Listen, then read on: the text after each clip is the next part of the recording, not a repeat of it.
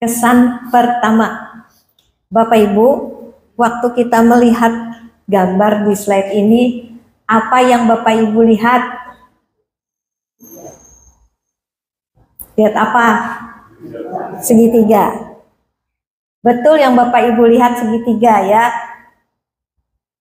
Tapi apakah kita memperhatikan bahwa selain gambar segitiga itu ada apa lagi di sana? Selain warna hitam ada warna apa? Warnanya hitam putih. Yang putih yang mana? Yang di dalam segitiga. Ya. Jadi selain gambar segitiga, selain warna hitam di sini ada warna putih, ya. Ada warna putih. Bapak Ibu, kebanyakan dari kita memang tidak akan langsung melihat pada warna putihnya.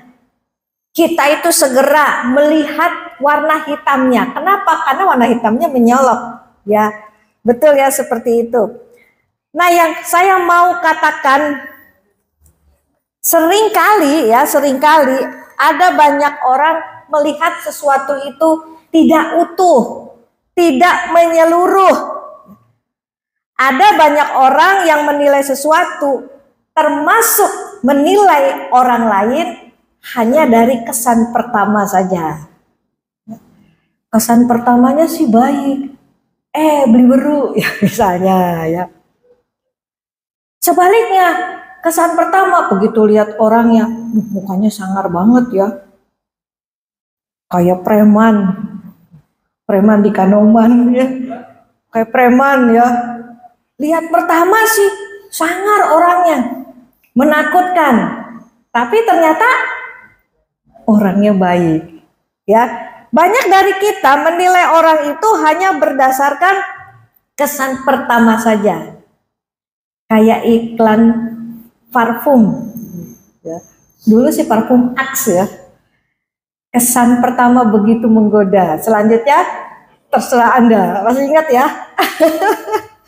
Itu iklan parfum tempo dulu ya. Kesan pertama kalau baik nggak masalah, betul ya? Wah, orangnya baik, ya nggak masalah. Tapi kalau kesan pertama itu sudah negatif, buruk, jelek, nah itu akan sangat merugikan orang yang dinilainya. Kasihan orang yang ketika kesan pertama saja sudah dinilai buruk. Kalau kita menilai orang lain hanya berdasarkan kesan pertama, kita bisa jadi hakim buat orang itu. Kita menghakimi orang itu berdasarkan kesan pertama saja. Padahal kesan pertama itu belum tentu benar. Betul? Belum tentu benar.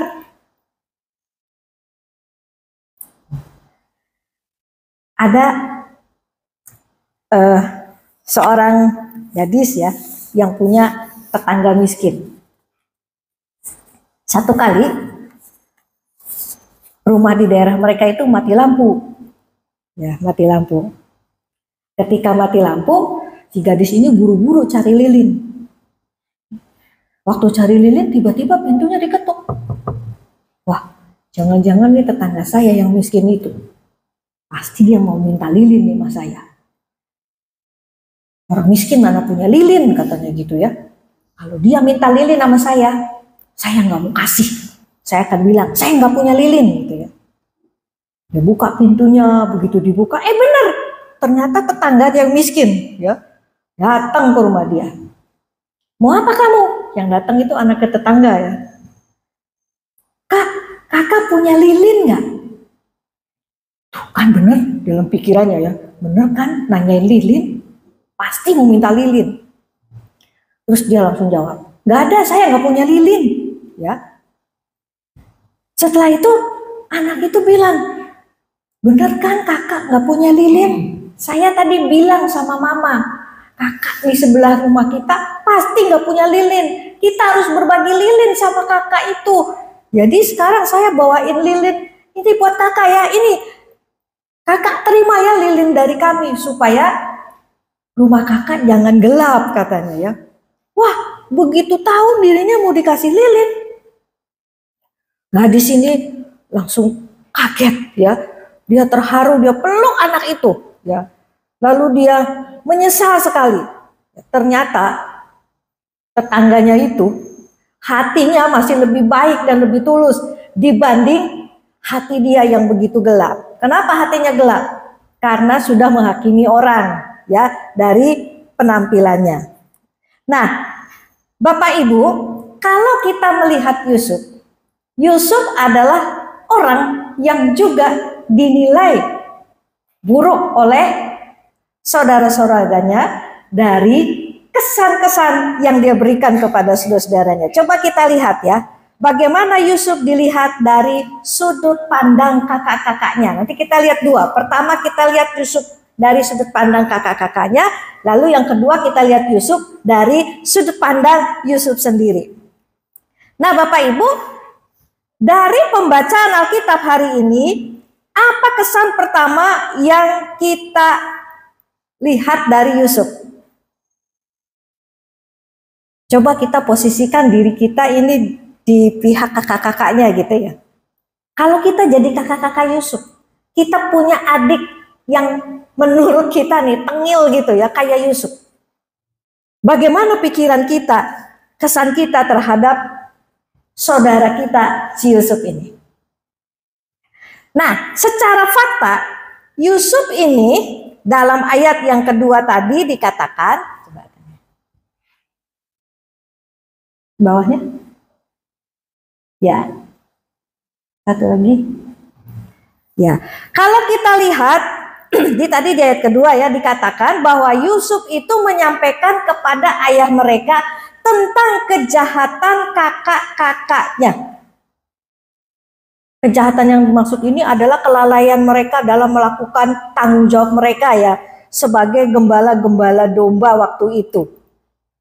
Nah, terus mereka lalai melakukan tugasnya, lalu mereka diadukan sama Yusuf sama bapaknya. Bagaimana kira-kira perasaan kakak-kakaknya? Kakak-kakaknya yang diaduin pasti marah dong ya. Ini adik saya resek bener ya. Iya dong ya. Pasti marah. Suka ikut campur urusan orang ya. Apa saja diaduin sama papa begitu ya. Tukang ngadu dan lain sebagainya. Nah, itu yang pertama. Yang kedua, ayah Yusuf ini yaitu Yakub seolah-olah mengistimewakan Yusuf, menganak emaskan Yusuf dibandingkan dengan saudara-saudara Yusuf yang lain ya.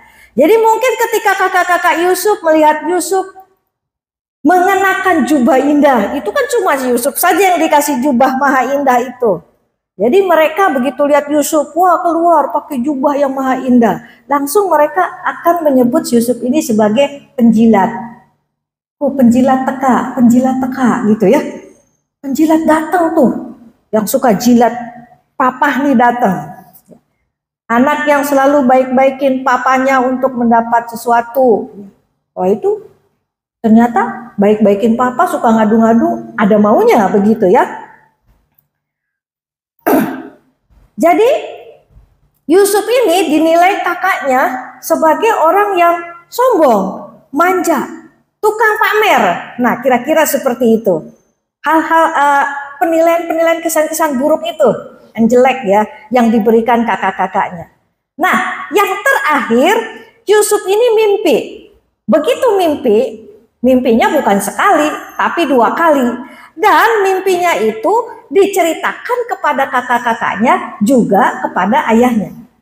Mimpinya itu sangat keterlaluan buat kakak-kakaknya. Masa dia adik pengais bungsu, dia kan Yusuf pengais bungsu ya, adiknya kan ada Benyamin. Sudah istilahnya paling kecil, sekarang dia menceritakan bahwa dirinya itu disembah sama kakak-kakaknya. Ya, jadi udah sombong, manja, tukang ngadu, sekarang satu lagi, tukang mimpi, tukang tidur ya. Kerjanya cuma bisa mimpi aja, kurang kerjaan begitu ya. Nah, itu yang kira-kira dirasakan oleh kakak-kakak Yusuf.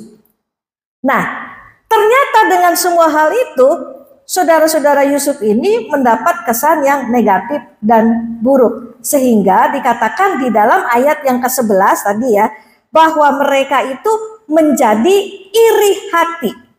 Ada benih kebencian yang akhirnya muncul di dalam diri mereka terhadap Yusuf.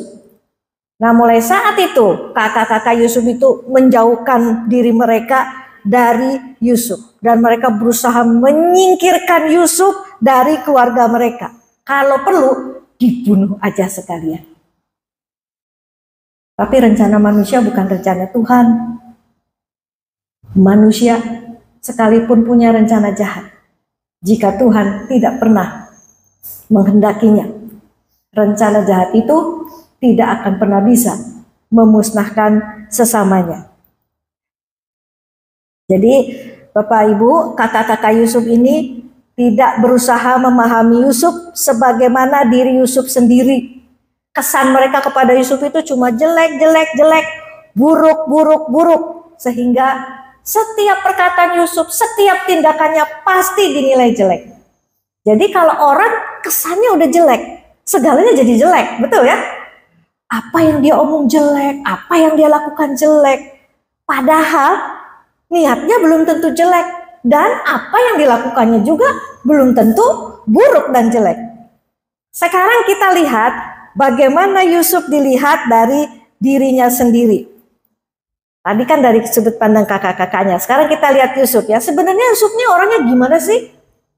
Apa dia ini betul seperti yang dipikirin kakak-kakaknya? Sombong, manja, ya. Tukang mimpi, tukang ngadu, apa seperti itu adanya. Kita lihat ya. Nah, ketika Yusuf menyampaikan kepada ayah mereka tentang kakak-kakaknya, yang disampaikan Yusuf itu benar atau tidak, saudara? Benar loh. Yang disampaikan Yusuf itu adalah kebenaran. Memang kakak-kakaknya tidak bertanggung jawab dengan tugas mereka. Waktu Yusuf menceritakan mimpi-mimpinya kepada kakak-kakaknya, itu juga disampaikan bukan untuk membanggakan diri, bukan. Tapi memang Yusuf ini polos, apa adanya. Apa yang dia mimpi, dia ceritakan. Memang dia begitu adanya, ya Bapak Ibu. Nah, yang gak jelas adalah apakah Yusuf memahami situasi dan kondisi yang ada saat itu. Apa Yusuf ini memahami kalau yang dia lakukan itu ternyata sudah membuat saudara-saudaranya, perasaan kakak-kakaknya jadi iri dan benci kepada dia. Apalagi Yusuf ngaduin kelalaian mereka ya, terus pamerin, seolah-olah memamerkan jubahnya kepada saudara-saudaranya. Umur Yusuf waktu itu 17 tahun. Anak 17 tahun itu kira-kira seumur Yohan. Anak seumur itu apa bisa berpikir seperti orang dewasa? Jaga perasaan orang gitu ya. Enggak ya, anak seumur itu anak yang sedang mau menunjukkan diri. Dia mau memperlihatkan dirinya, membuktikan dirinya. Jadi sebenarnya tidak ada maksud untuk melukai hati, sombong ya, atau bahkan menjilat bapaknya. Nah, Bapak Ibu, cerita tentang pengalaman Yusuf beserta ayah dan kakak-kakaknya ini sangat dekat sekali, dan bahkan juga mungkin kita alami saat kita membangun kehidupan keluarga dan membangun kehidupan persekutuan di gereja kita ini. Kita kan sering juga ya menilai perilaku, menilai sikap saudara-saudara kita ya, berdasarkan dari kesan yang kita dapatkan saja. Banyak orang menilai orang itu subjektif. Subjektif tahu nggak apa maksudnya? Subjektif gitu ya. Jadi hanya berdasarkan pikiran dan perasaan kita saja, tidak berdasarkan fakta yang ada. Subjektif. Menilai orang seringkali dari sudut pandang kita sendiri, bukan mencoba memahami bagaimana sih sebenarnya orang itu. Banyak orang sering cepat sekali berpikir negatif tentang sikap dan juga tindakan orang lain. Sama seperti ketika kita tadi pertama kali melihat layar putih dengan gambar segitiga hitam di tengahnya, ya. Betapa mudahnya buat kita melihat gambar segitiga hitam tadi dibanding kita melihat gambar putih yang utuh itu ya. Di hidup kita juga sama. Kita begitu mudah tergoda ngomongin orang lain ya, tentang hal-hal yang negatif ketimbang kita coba melihat dan menemukan kelebihan dan kebaikan orang itu. Banyak dari kita juga sering mengembangkan pikiran-pikiran yang jelek tentang orang lain. Sehingga akhirnya kita terjatuh dalam kebiasaan membicarakan keborokan, borok-boroknya orang lain. Kenapa kita tidak belajar mencoba untuk mengembangkan pikiran yang baik, yang positif terhadap keberadaan orang lain? Kadang ada orang merasa diri saya ini lebih baik, lebih sempurna dibanding orang lain. Sehingga kadang melihat orang lain begitu jeleknya. Di dalam dunia ini tidak ada orang yang sempurna, betul? Yang sempurna cuma Tuhan Yesus. Masing-masing kita memiliki kelemahan dan kekurangan. Kita semua sedang berusaha seperti Kristus. Ya, makin sempurna seperti Kristus. Kita jatuh bangun, kita punya kekurangan, ya kita bisa jatuh. Kalau orang lain bisa jatuh, kita juga bisa jatuh. Maka kalau ada orang yang jatuh, yang sedang susah, kita coba cari cara bagaimana membantunya supaya dia jangan terus-menerus terjatuh dan hidup dalam kesusahannya. Bapak Ibu pasti tahu falsafah di dalam bahasa Tionghoa ya. Nah, ini gambar apa tahu nggak? Hah? Yin Yang. Ya. Ya, gambar dari lambang yin yang. Ada yang tahu nggak artinya lambang ini? Ada yang tahu nggak? Tahu nggak? Pak Freddy tahu nggak artinya? Gimana? Kebaikan sama kejahatan. Yang baik yang mana? Yang putih, yang jahat yang hitam. Tapi di dalam yang hitam itu ada apa tuh? Titik putih. Di balik yang putih ada apa? Titik hitam. Jadi yin dan yang ini mau memberitahu kita bahwa di dunia ini gak ada yang sempurna, ya. Sebaik-baiknya orang ada aja kelemahannya, ada aja kekurangannya. Sehitam-hitamnya orang ada aja putihnya, maksudnya gitu ya. Sebaliknya, sebaik-baiknya orang ada kekurangannya. Sehitam-hitamnya orang, sejelek-jeleknya orang ada kebaikannya. Ya, itu yang mesti diingat oleh setiap kita. Kita ini dipanggil oleh Tuhan di dalam persekutuan kita sekarang ini. Bukan karena kita orang-orang yang udah sempurna. Kalau ada orang mau ke gereja, tunggu saya suci dulu, tunggu saya baik dulu, ya. Dulu saya ingat Cim Acu ya. Cim, kenapa nggak mau gereja-gereja? Kenapa nggak mau dibaptis? Ya, saya masih jelek, saya masih belum benar katanya. Semua yang datang ke gereja itu bukan orang benar, semua orang berdosa.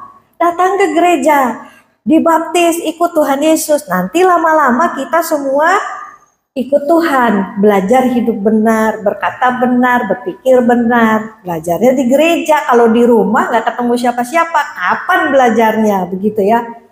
Jadi kita yang ada di sini itu orang-orang yang tidak sempurna, tapi kita dipanggil Tuhan untuk menjadi sempurna sama seperti Kristus. Caranya gimana? Ya, semua bisa kita lakukan kalau kita belajar mengembangkan pikiran dan sikap-sikap yang baik, yang positif terhadap keberadaan sesama kita. Firman Tuhan mengingatkan kita, semua yang baik, semua yang benar, semua yang mulia, semua yang adil, suci, manis didengar, yang sedap didengar, pikirkan semuanya itu. Kalau kita mikirnya yang baik, yang baik, yang baik terus, lama-lama yang negatif juga hilang, gitu ya. Saya tidak sedang mengajarkan Bapak Ibu untuk bersikap seperti orang yang bodoh gitu ya. Akhirnya kita udahlah nggak usah mikir yang jelek-jelek. Enggak, kita juga harus belajar bijaksana, seimbang ya. Tapi bukan berarti pikiran ini isinya yang jelek, buruk terus begitu ya. Kapan kita mau belajar menerima sesama kita kalau kita terus-menerus menilai orang lain dengan buruk? Di dalam ketidaksempurnaan diri kita ini, kita dipanggil untuk saling melayani, saling memahami, saling menguatkan, saling mengingatkan. Supaya kita semakin sempurna di dalam Kristus yang memanggil kita. Supaya kita jadi satu keluarga. Semoga jemaat Rahmani semakin hari semakin kuat kasihnya. Semakin saling menguatkan. Sehingga kita bisa tumbuh bersama-sama. Kalau ada yang jatuh, kita angkat. Yang lemah, kita kuatkan. Yang sakit, kita doakan. Amin. Tuhan kiranya memberkati kita.